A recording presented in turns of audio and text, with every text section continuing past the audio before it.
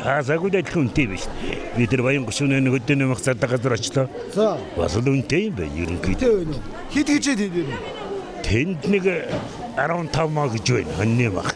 Оо за. Тий. Тэгээ бас нэг 14 мөрөвтэй бас байна. Тэгээ тэр нь хариуг дөрөнгө юм байх юм. Эднэрээр мтаараа гайгүй юм байх юм. Таны одоо тэтгэр хэдэн төгрөгөөр нэмэгдсэн? 80 мянгаар нэмэгдсэн. Тэгээ одоо тэгээд энэ дүндээ дун болж байна. Өө ерөөсөн тэр тэтгэр чинь нэмэгдэж шал дэмий биш. Юмны үн адилхан өсөд байгаа төсөөд байх юм.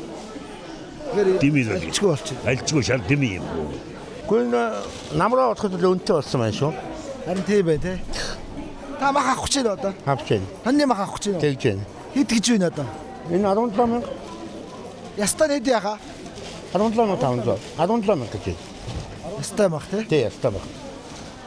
Нэг хон ч одоо тэр хэд болж байгаа бэ? Нэг бүтэн хоньны мах. Бүтэн дунджаар хэд болох байхаа одоо 17 мянгаар отоход дундаж хань 400 мянган төгрөг. Тий, 350-аас 400 мянга болно. Жингээс орно да. Жингээс явна да тий. Одоо тэтгэр авдаг бах. Авдаг. Тэтгэр уг нэг 80 мянгаар нэмэгдсэн юм тий. Одоо хаанаас өгөхгүй ш 80 мянга чи. 80 мянга тий. Одоо энэ би нэг 3 мөч авах цаа хэдэн мянга болж байна? 3 мөч авч байгаа. Тий, 239 мянга 700 болж ш. Та ямар мах аа? Аниа тэгээ хамгийн багын лавлаа штэ ямаа. Ямааны мах хэд гэж сая? 16800. Үу үнэтэй байгаа биш. Тий. Тэтгэр авдаг уу та? Тэтгэр авдаг. Гэтэ хувьд эзүүлснээр баг авдаг ч би.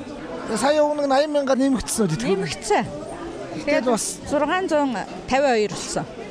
Тэгтээ нэмэгдээд юм үнэтэй болохоор бас хэцүү үнэтэй болохоор хэцүү л. Тий.